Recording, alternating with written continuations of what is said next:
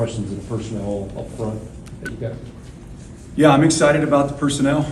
We've got some really good edge players. We've got some guys inside that are developing, and obviously some upperclassmen inside, with Mozzie and Chris Jenkins. So adding depth and developing depth with George Rooks and Dominic Gadis. Mason Graham's been a great addition from his coming in mid-year. So got some in Ike. We got some good young guys that are developing and showing they can play some winning football.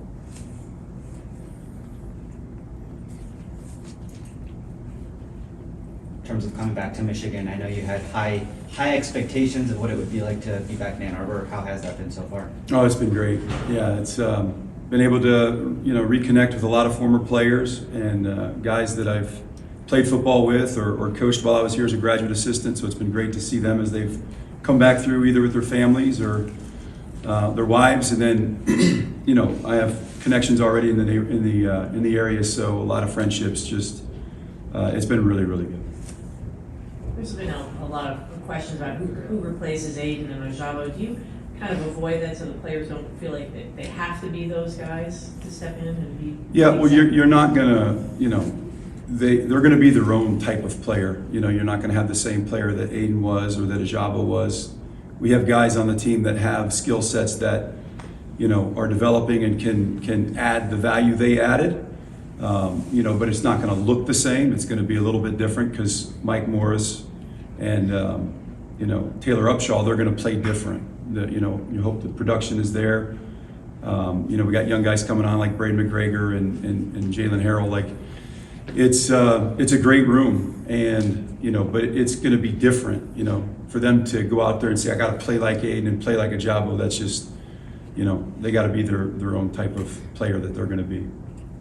When we talked to the players, they described you as being a little bit more of a technician, as looking more at the fundamentals. How would you describe the way that you approach coming into a job like this, and how you kind of work with the players?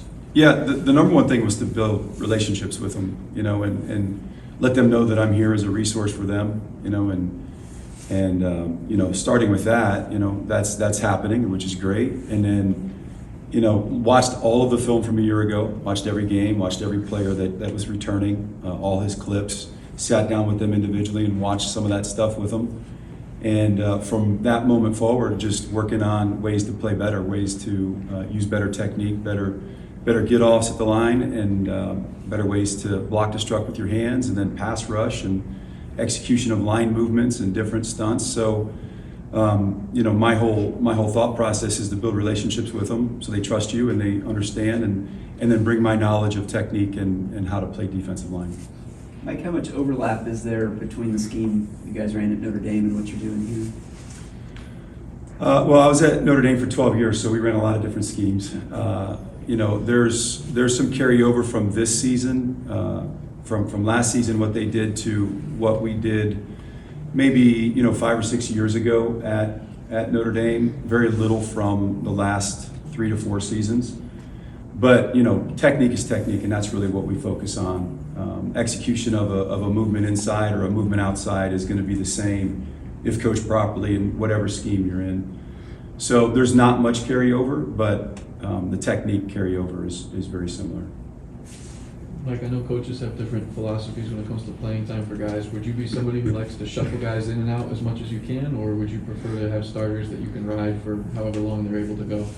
Yeah, the rotation is really, that to me is very critical. That does though fall on, obviously the head coach and what his vision of that is, and then, Jesse Minter, the defensive coordinator. But if all things equal, if there's not much drop off between a 1A and 1B, then you'd want to rotate guys in so that you're fresh for the fourth quarter or for overtime, or really for as the season goes on, a 14-game, 15-game season, and you play somebody 60 snaps a game, well, they're going to wear down as the season goes on. So you're not doing it just for that individual game, you're doing it for the duration of the season. And we should have enough depth that we can rotate guys in freely and keep them fresh for the whole season.